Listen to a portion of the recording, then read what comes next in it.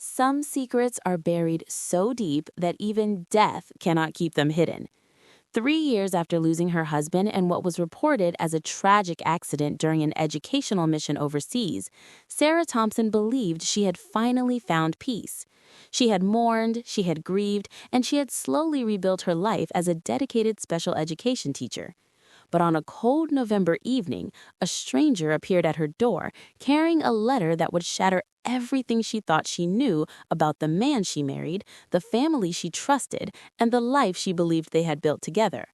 What Marcus revealed that night would expose a web of lies so intricate, so devastating, that Sarah would question every moment of her 15-year marriage. A second family her husband kept hidden, millions of dollars stolen from vulnerable children, and a conspiracy that reached into the highest levels of educational philanthropy, orchestrated by the very people who raised the man she loved. This is the true story of how one letter changed everything, and how a woman transformed unimaginable betrayal into a quest for justice that would cost her everything she had left. What would you do if you discovered that your entire life was built on lies? Stay with us, because this story will challenge everything you believe about love, trust, and family. Sarah Thompson stood in the doorway of her modest 2-bedroom home in suburban Portland, staring at a man she had never seen before. The November rain hammered against the porch roof, creating a curtain of water behind him. He was in his late 40s, weathered skin and tired eyes that held the weight of someone who had seen too much. He wore a military jacket, faded and worn, with patches she recognized from David's old uniform. Marcus, he said his name was, Marcus Rivera. He had served with David in the Middle East, working on literacy programs in conflict zones. Sarah's heart clenched at the mention of her late husband's name. 3 years had passed since the accident. 3 years since the military liaison officer had knocked on her door to deliver the devastating news that David had been killed in an explosion while inspecting a school construction site in Afghanistan. Marcus looked at her with an expression that seemed like pity mixed with reluctance. He reached into his jacket and pulled out an envelope, yellowed with age and sealed with wax. Sarah's hands trembled as she took it. The handwriting on the front was unmistakable, David's handwriting, her name written in his distinctive slanted script. The letter was dated 2 weeks before his death. Marcus explained, his voice rough with emotion, that David had given it to him with explicit instructions. If anything happened to him, Marcus was to wait 3 years before delivering it. 3 years to let Sarah heal. 3 years before the truth would destroy whatever peace she had managed to find. Sarah invited Marcus inside, her mind racing. Why would David write her a letter and not send it? What could possibly require 3 years of waiting? She offered Marcus coffee, her hands shaking as she prepared it, the envelope sitting on the kitchen table between them like a loaded weapon. Marcus spoke first, breaking the suffocating silence. There were things David wanted her to know, things he could never bring himself to tell her while he was alive, things that had eaten away at him until he could no longer carry the weight alone. Sarah's stomach dropped. She had sensed something was wrong in those final months before David left for his last mission. The late-night phone calls he took in the garage, the way he would stare at her across the dinner table with an expression she could only describe as guilt. The times she caught him crying in the shower, the water washing away tears he thought she could not see. But nothing could have prepared her for what the letter contained. With trembling fingers, Sarah broke the wax seal and unfolded the pages. David's words, written in his careful hand, began with an apology so profound it made her chest ache. He was sorry, so terribly sorry for the man he had become, for the lies he had told, for the double life he had been living for the past 8 years. 8 years! Sarah felt the room spin. 8 years of their 15-year marriage had been a lie. The letter explained that it began during his first deployment to a teaching assignment in Colorado Springs, developing curriculum for children of military families. There, he met Elena Martinez, a dedicated public school teacher working with immigrant children. What started as a professional collaboration had evolved into an affair, but it did not end there. Elena became pregnant. David could not walk away. He loved Elena, he wrote, but he also loved Sarah. He was trapped between two lives, two families, two versions of himself. For 8 years, David had maintained 2 households. Elena and their children, Isabella and Michael, lived in Colorado. Sarah, believing her husband was frequently deployed for educational missions, never suspected. The military consulting work was real, but many of his trips were not to war zones. They were to Colorado, where he played father to children Sarah never knew existed, where he attended school plays and soccer games and birthday parties, living a completely separate existence. Sarah's vision blurred with tears. She looked up at Marcus, who watched her with profound sadness. "There's more," he said quietly. David discovered something that made everything even more complicated. His parents, Richard and Patricia Thompson, were not the respected educational philanthropists everyone believed them to be. Richard and Patricia ran the Thompson Foundation for Global Education, a nonprofit organization that raised millions of dollars annually to fund literacy programs, build schools, and provide educational resources to children in conflict zones and impoverished regions. David had always been so proud of his parents' work. He often spoke about following in their footsteps, about continuing their legacy of giving children hope through education. But while reviewing foundation documents during one of his missions, David stumbled upon financial irregularities. Money that was supposed to fund school construction was disappearing. Grants meant for teacher training programs were disappearing. David began investigating, and what he found was devastating.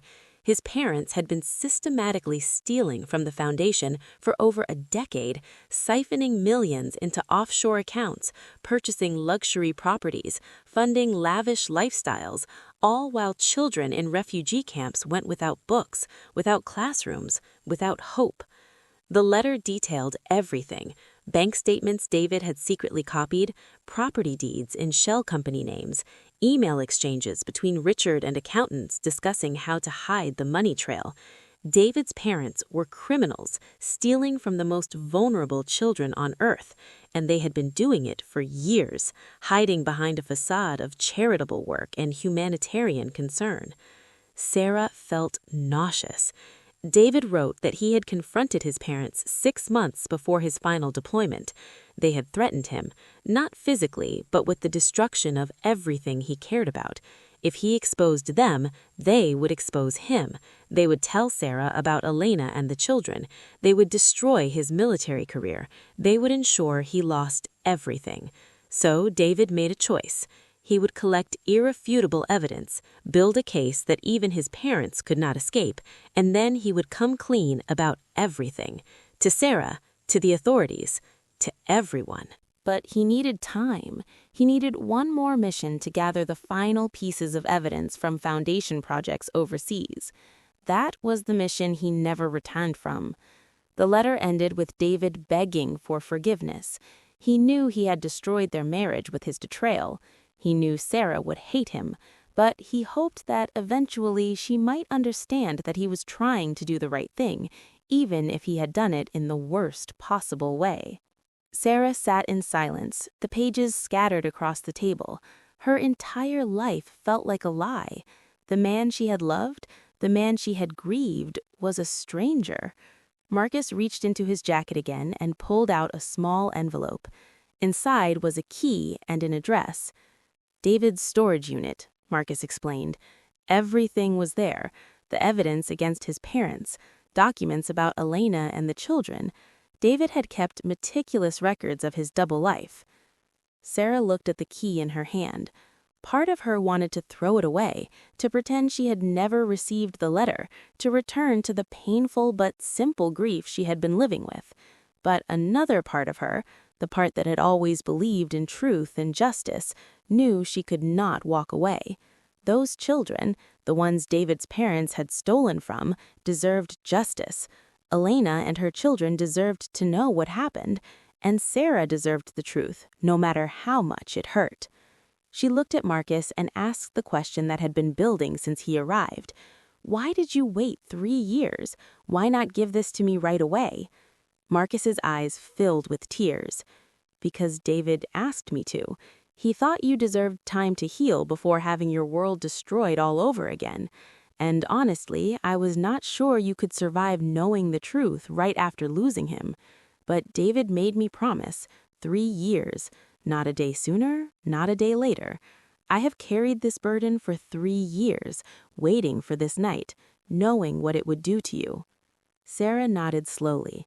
She stood up, grabbed her coat, and looked at Marcus. "Take me to the storage unit.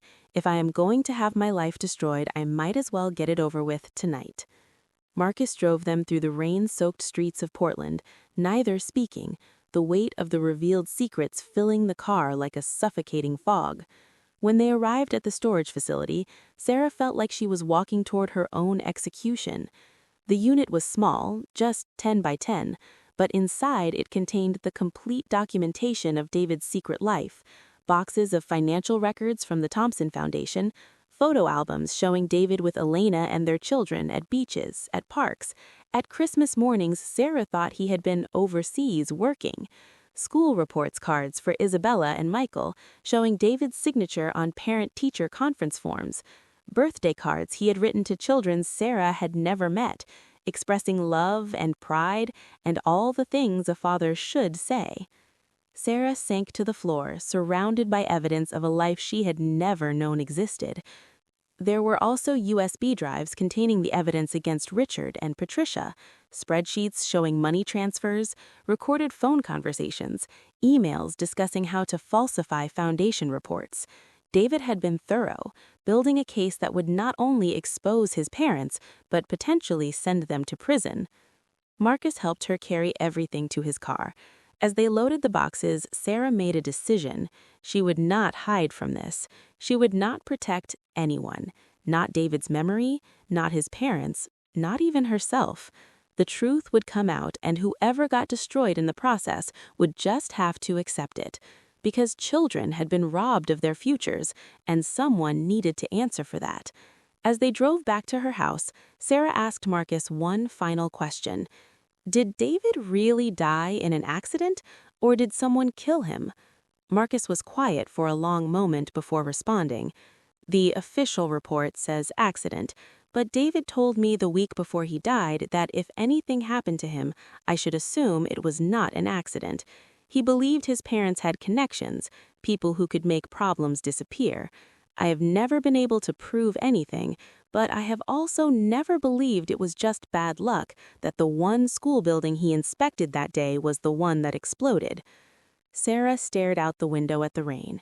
Her husband might have been murdered by his own parents to protect their criminal enterprise, and Sarah was about to go to war with people who were capable of that. But she had no choice. Justice demanded it. Those children demanded it. And somewhere deep inside, despite everything, the love she had once felt for David demanded it too. The next morning, Sarah called in sick to the school where she taught. For the first time in her 15-year career, she lied to her principal, claiming a stomach virus. In reality, she was sitting at her kitchen table surrounded by evidence of her husband's double life, trying to decide where to begin unraveling the truth. She started with the photo albums. Each picture was a knife to her heart. David pushing a little girl on a swing set, her dark hair flying behind her, joy radiating from both their faces. David helping a young boy with homework, his hand on the child's shoulder in a gesture Sarah recognized from the way he used to help his students. Christmas mornings where David wore the same ridiculous reindeer sweater Sarah had bought him, except he was not with Sarah in these pictures. He was with Elena and their children, opening presents under a tree Sarah had never seen. Isabella was 13 now. Michael was 10.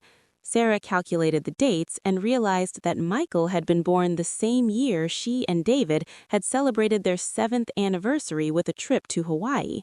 While she was swimming in turquoise waters, believing their marriage was solid and good, David had been preparing to welcome a child with another woman. Sarah forced herself to look through every photo, every document, every piece of evidence that her marriage had been a performance. There were credit card statements showing purchases at stores in Colorado Springs, hotel receipts from trips David claimed were military consultations, phone records showing thousands of calls to a number that belonged to Elena. The documentation was overwhelming, meticulous, as if David had been compulsively recording his own deception. But then Sarah turned her attention to the financial records from the Thompson Foundation, and her grief transformed into rage. Her in-laws had been stealing money meant for the most vulnerable children on Earth. Refugee children who had lost everything, war orphans who needed education to have any chance at a future, impoverished communities where a school could change the trajectory of an entire generation. The spreadsheets showed systematic theft spanning 12 years, money donated by well-meaning individuals and corporations, millions of dollars intended to build schools, train teachers, and provide educational materials had been diverted into a complex network of shell companies and offshore accounts. Richard and Patricia had become millionaires by robbing children of hope. Sarah found property deeds showing that her in-laws owned luxury condos in Miami, a vacation home in Tuscany, and a beachfront property in the Bahamas, all purchased with money that should have been building classrooms in Afghanistan, providing books to children in Syrian refugee camps, and training teachers in war-torn regions of Africa. The evidence also showed how they had maintained the deception.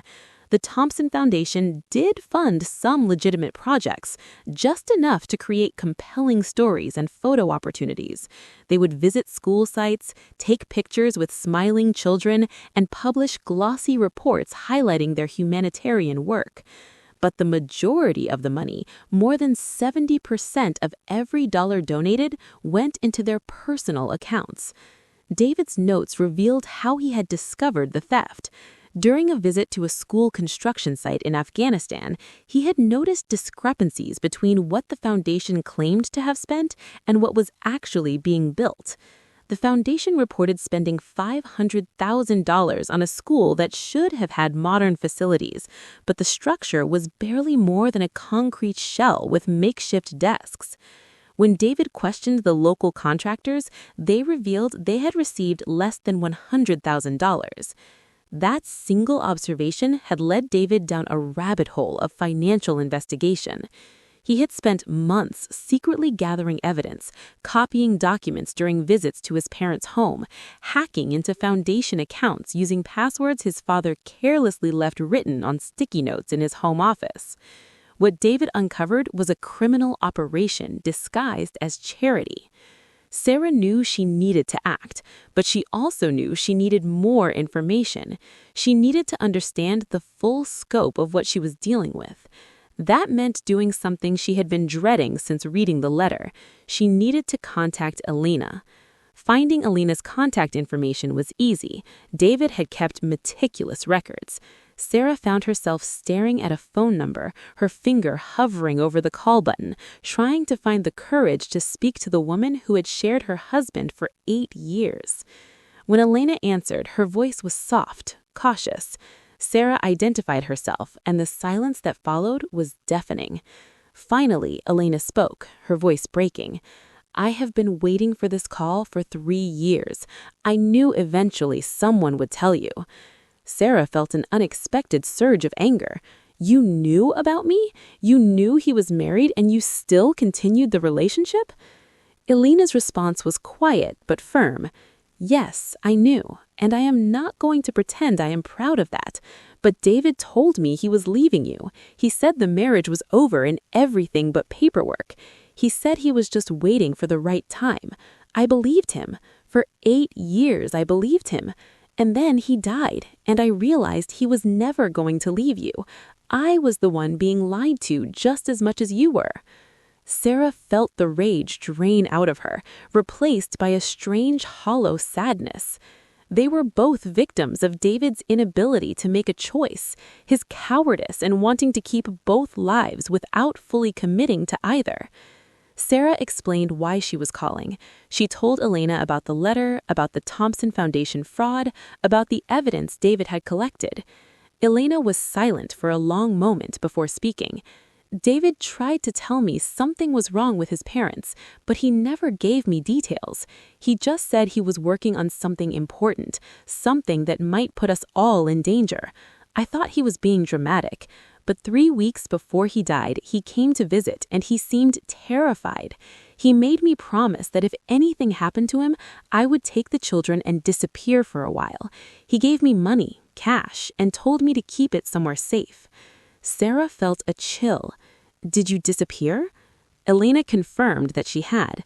After learning of David's death, she had taken the children and spent 6 months staying with her sister in New Mexico, using a different name, homeschooling the kids. Only when things seemed safe did they return to Colorado Springs. I thought I was being paranoid, Elena said, but maybe I was not. Sarah made a decision. I'm going to expose everything. Your relationship with David, his parents' theft, all of it. I want you to know that your names will come out, yours and the children's. I'm sorry for that, but those kids who were robbed deserve justice. Elena was quiet, then spoke with a strength Sarah had not expected. Do what you need to do. Isabella and Michael deserve to know the truth about their father, even if it is ugly. And those children your in-laws stole from deserve justice more than my family deserves privacy. Sarah felt an unexpected connection to this woman she had every reason to hate. They agreed to meet. Elena would drive to Portland with the children, bringing any documents or information she had. Together, they would figure out how to bring down Richard and Patricia Thompson. But first, Sarah had one more confrontation to endure. She needed to face her in-laws. She called Richard and Patricia, telling them she needed to discuss something important about David's estate. They agreed to meet at their luxurious home in the West Hills, a sprawling modern mansion with floor-to-ceiling windows overlooking the city. Sarah had been to this house dozens of times. She had shared holiday meals here, celebrated birthdays, mourned David's death in the living room where Patricia had held her while she cried. But now, looking at the expensive art on the walls, the designer furniture, the carefully manicured grounds, all Sarah could see was blood money. Every beautiful thing in this house had been purchased with funds stolen from children who had nothing. Patricia greeted her warmly, offering tea and cookies as if this were a normal visit. Richard sat in his leather chair, looking distinguished and kind, the picture of a respected philanthropist. Sarah wanted to scream. Instead, she calmly placed a folder on the coffee table between them. I know what you have been doing. I know about the Thompson Foundation fraud. I have all of David's evidence, every account, every stolen dollar, every fake report. The transformation in her in-laws was immediate and chilling. Patricia's warm smile vanished, replaced by a cold, calculating expression. Richard's kind eyes became hard as stone. There was a long silence before Richard spoke, his voice measured and dangerous. Did David send you here before he died? Is that what this is about? Sarah felt her heart race. No, but he left me evidence. He was going to expose you, and you had him killed, did you not? Richard laughed, a sound without humor. You have been watching too many movies, Sarah.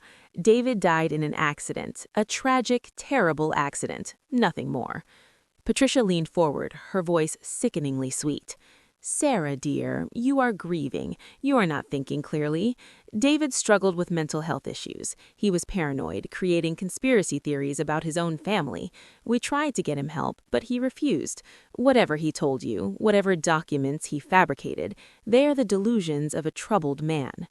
Sarah felt rage unlike anything she had ever experienced. She stood up, her voice shaking.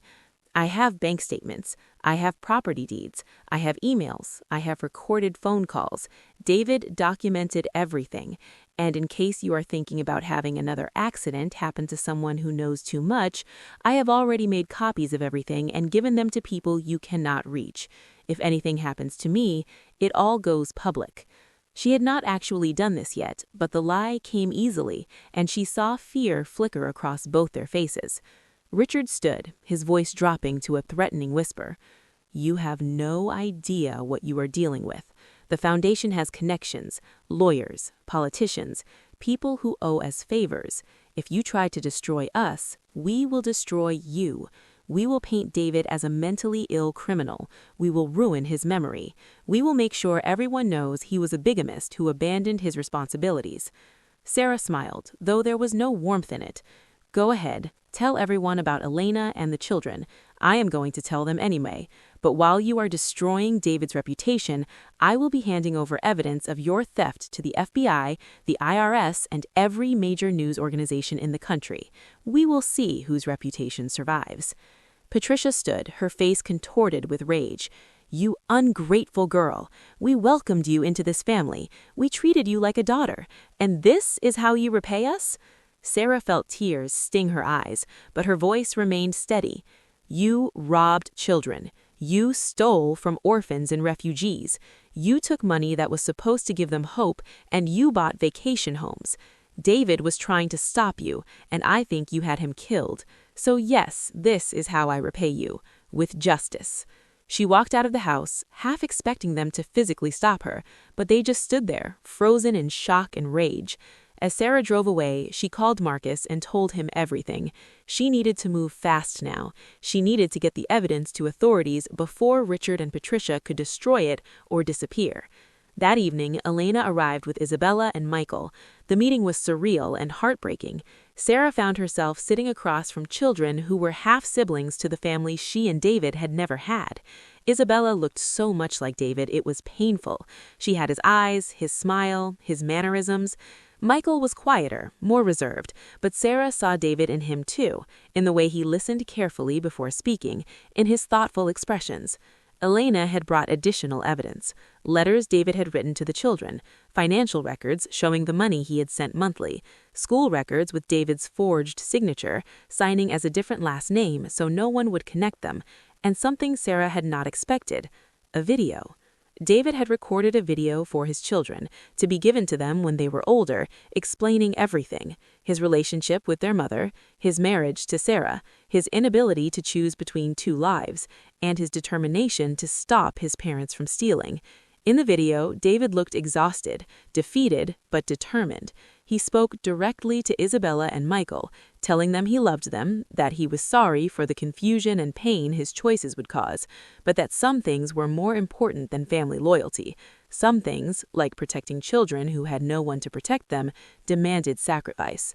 Sarah, Elena, Isabella, and Michael sat in Sarah's living room watching this message from a dead man who had failed everyone he loved, but was trying, in his own broken way, to do something right. When the video ended, Isabella looked at Sarah with tears streaming down her face. "Do you hate us? Do you hate me and Michael for existing?" Sarah felt her heart break. She knelt in front of the 13-year-old girl and took her hands. "No, sweetheart, I do not hate you. I hate what happened. I hate the lies. But you and your brother are innocent in all of this. You did not choose any of this. Neither did I. Neither did your mother. We are all just trying to survive the mess that was left behind." Isabella hugged her, and Sarah found herself holding this child who was a living reminder of her husband's betrayal, but who was also just a kid who had lost her father and deserved compassion.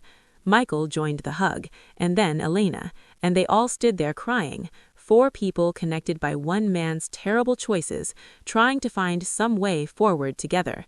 Over the next week, Sarah and Elena worked together, organizing the evidence, consulting with lawyers, preparing to go to the authorities. They learned that Richard and Patricia had already started their counteroffensive.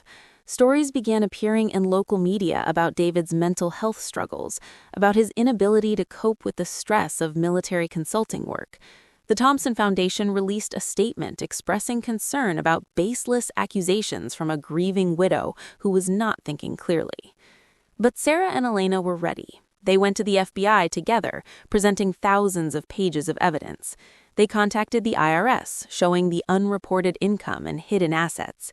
They reached out to investigative journalists at major newspapers, providing documentation that could not be ignored. The story exploded. Within days, it was national news. Respected educational philanthropists accused of massive fraud. a secret double life, a suspicious death. The media could not get enough.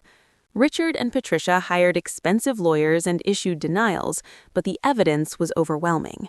Federal agents raided the Thompson Foundation offices. Assets were frozen. International law enforcement agencies began investigating foundation projects in multiple countries. The carefully constructed facade of humanitarian work crumbled, revealing the ugly truth beneath. But the exposure came at a cost. Sarah's face was everywhere. Her private pain became public entertainment. Strangers felt entitled to judge her, to question why she had not known about David's double life, to speculate about her role in everything. She lost friends who did not believe her or who thought she should have protected David's memory. Parents at her school whispered when she walked by. Some called her a liar, a vengeful widow trying to destroy a good family's reputation. Elena faced similar treatment. She was labeled a homewrecker, a woman who deliberately pursued a married man. Isabella and Michael were bullied at school. Other children, cruel in the way only children can be, taunted them about their father's lies, about being illegitimate children, about their mother being a mistress. The investigation moved slowly, as these things always do. Months turned into a year. Sarah and Elena remained in contact, their shared trauma creating an unlikely bond. They would meet for coffee, comparing notes on how they were coping, how the children were handling things, how they were dealing with the public scrutiny. Isabella struggled the most, a bright, sensitive 13-year-old suddenly thrust into the spotlight of a national scandal. She withdrew, became depressed, started having panic attacks at school. Elena was terrified she was losing her daughter to despair. Sarah, drawing on her experience as a special education teacher, helped connect Isabella with therapists who specialized in trauma. She spent time with the girl, helping her understand that her father's choices did not define her, that she was allowed to love him and be angry at him simultaneously. Michael, quieter and more internal, channeled his pain into writing. He started keeping a journal, processing his feelings through stories and poems. Sarah encouraged this, even helping him submit some of his work to young writer competitions. When Michael won an award for an essay about complex family relationships, it was a small victory in a year filled with so much pain. The criminal case against Richard and Patricia moved forward. Federal prosecutors built a case involving wire fraud, money laundering, tax evasion, and theft from charitable organizations. The evidence David had collected proved crucial. Bank records, emails, recorded conversations, all of it painted a picture of systematic, deliberate theft spanning more than a decade. The trial was a media spectacle. Sarah attended every day, sitting in the courtroom with Elena and the children facing her in-laws across the room. Richard and Patricia refused to look at her. Their lawyers argued that David had fabricated evidence, that he had been mentally unstable, that this was all an elaborate delusion. But prosecutors presented witness after witness, contractors from Afghanistan who testified about being underpaid, accountants who had helped move money and now, facing their own charges, agreed to testify, foundation employees who had suspected fraud but were too afraid to come forward. The testimony was damning. One particularly emotional moment came from a teacher from a Syrian refugee camp who spoke about how the Thompson Foundation had promised to fund a school for 200 children. They had raised the money, more than enough to build proper classrooms, but what arrived was barely enough for a tent and some used textbooks. Children who had lost everything in war, who desperately needed education to have any hope of a future, had been robbed by people who claimed to be helping them. Sarah watched Patricia's face during that testimony and saw no remorse, only anger at being caught. When the teacher described holding a little girl who cried because there were not enough books for everyone, Patricia looked bored, checking her phone discreetly until the judge warned her to pay attention. The verdict came after 6 weeks of trial. Guilty on all counts. Richard and Patricia Thompson were convicted of defrauding their own charity, stealing more than $12 million meant for vulnerable children. They were sentenced to 15 years in federal prison. Richard collapsed when the sentence was read. Patricia simply stared ahead, her face a mask of fury. But for Sarah, the verdict brought no satisfaction. It was justice, yes, but it did not undo the lies. It did not undo the damage to so many lives. She walked out of the courthouse feeling hollow, exhausted, wondering if any of this had been worth it. Elena found her outside, smoking a cigarette she had bummed from a reporter. Sarah had never smoked in her life, but in that moment she just needed something to do with her hands. Elena didn't say anything, just stood next to her, and they watched the media circus unfold. Journalists shouting questions, cameras flashing, strangers who knew nothing about their real pain turning their trauma into entertainment. Isabella and Michael were with Elena's sister, shielded from the immediate aftermath. That had been another difficult decision. Should the children be there to see their grandparents convicted, to witness justice being served, or should they be protected from yet another traumatic experience? In the end, they had decided protection was more important. The children could read about it later. They didn't need to see it happen. In the weeks following the trial, Sarah made a decision that surprised everyone, including herself. She reached out to organizations that actually served the children her in-laws had stolen from. She contacted refugee education programs, literacy initiatives in conflict zones, schools in impoverished regions, and she proposed something ambitious. She wanted to start a new foundation, one that would be transparent, accountable, and actually serve the children it claimed to help. Elena immediately joined the effort. Together, they created the David Thompson Memorial Education Fund. The name was controversial. Many people questioned why they would memorialize a man who had lied and betrayed, who had lived a double life and died keeping secrets. But Sarah and Elena had talked about it extensively. David had been flawed, deeply flawed, but he had tried to do the right thing in the end. He had collected evidence knowing it might destroy him. He had tried to stop his parents even when they threatened everything he cared about. He deserved to be remembered as a complex person, capable of both terrible choices and brave actions. The new foundation was built on principles of radical transparency. Every dollar donated would be tracked and publicly reported. Projects would be documented with photos, receipts, and third-party audits. Donors would be able to see exactly where their money went and what impact it had. Sarah and Elena would take no salaries. Every cent would go directly to serving children. They used the restitution money from Richard and Patricia's conviction as seed funding. The government had seized assets, liquidated property, and recovered much of the stolen money. That money was returned to the Thompson Foundation's legitimate creditors and to programs that had been shortchanged. But there was also money designated for a new organization to actually do the work that should have been done all along. The first project was rebuilding the school in Afghanistan that had been underfunded. Sarah and Elena traveled there themselves, bringing Isabella and Michael. It was important, they felt, for the children to see what their father had died trying to protect, to meet the kids who had suffered because of their grandparents' greed, to understand that justice was not just about punishment, but about restoration. The trip was transforming. Isabella, who had been so depressed and withdrawn, found purpose in connecting with Syrian refugee children. She taught them English phrases, played games, and shared stories.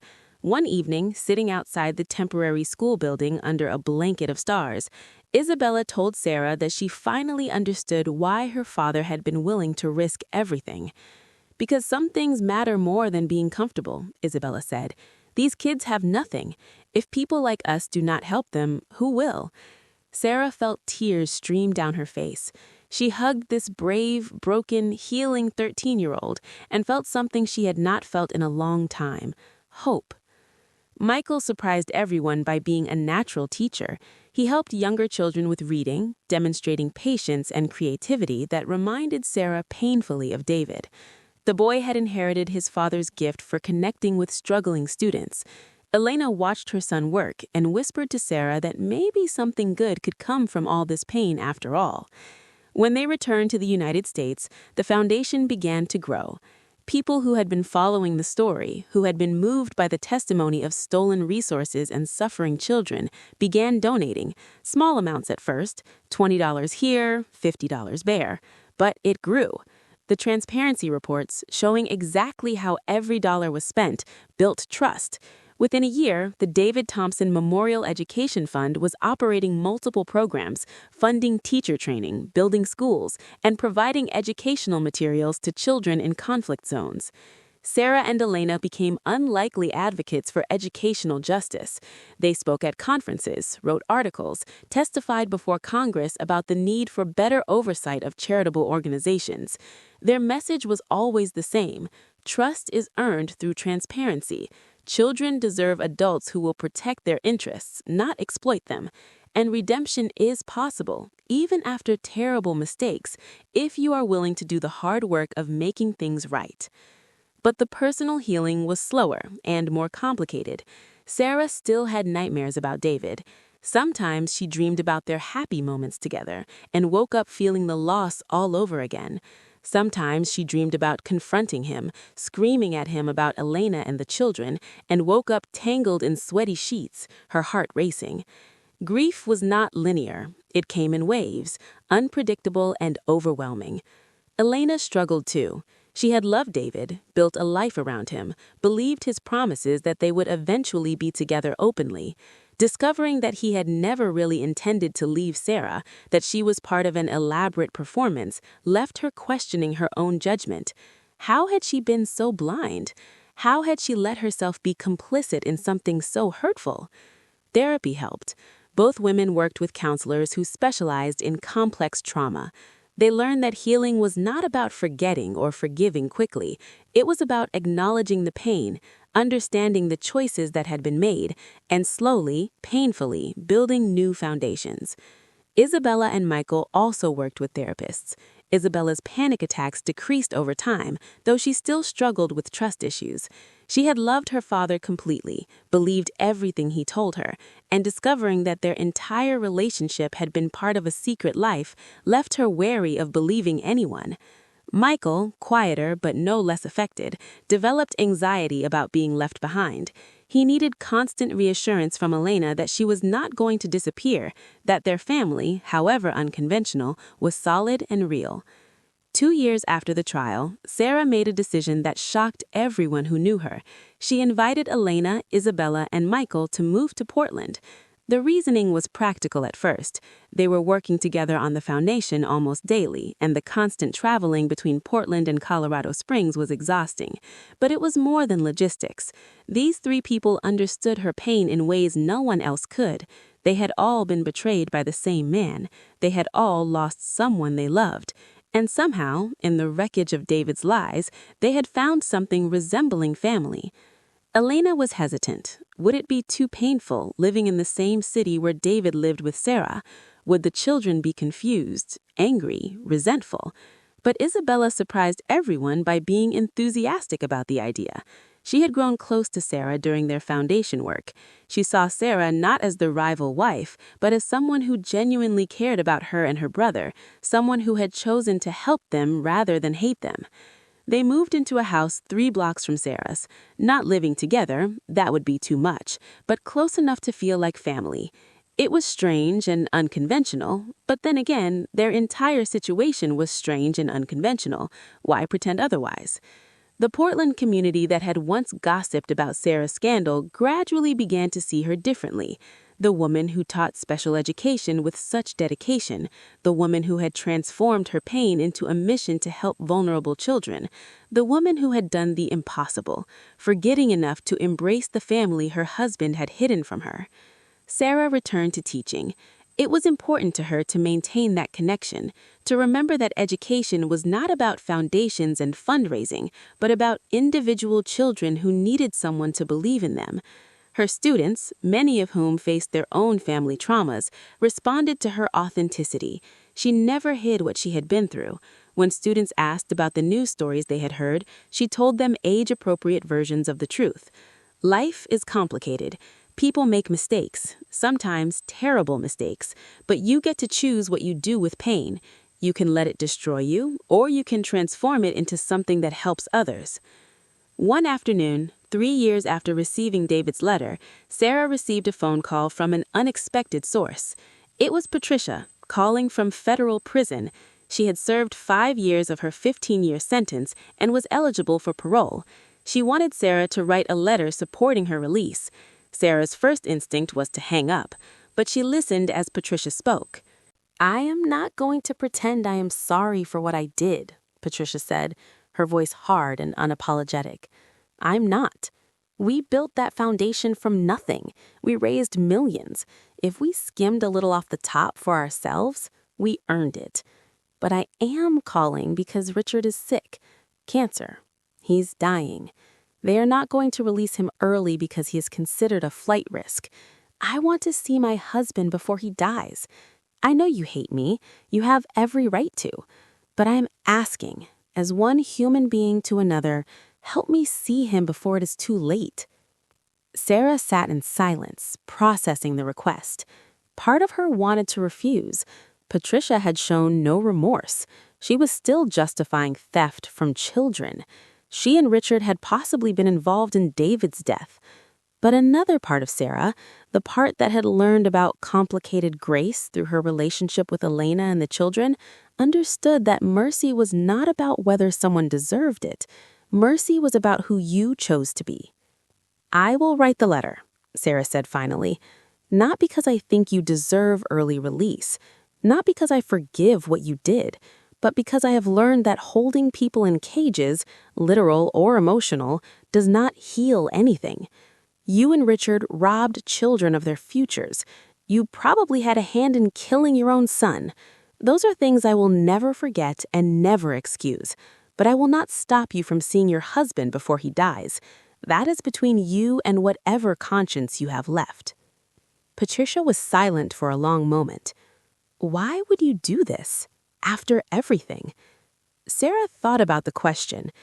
Because David's children taught me that people are more complicated than the worst things they have done.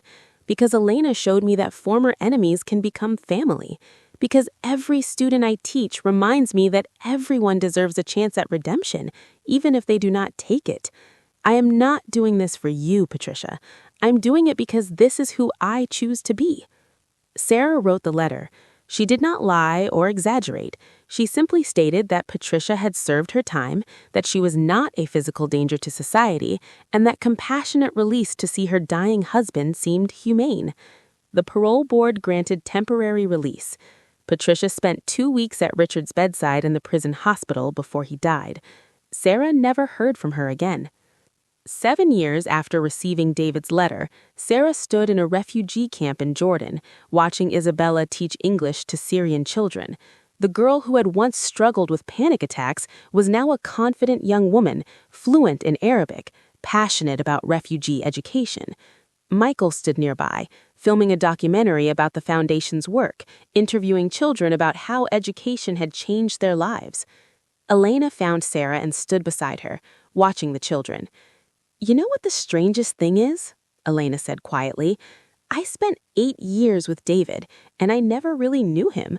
But in these 7 years working with you, building this foundation, raising these kids together, I feel like I have finally found my real family.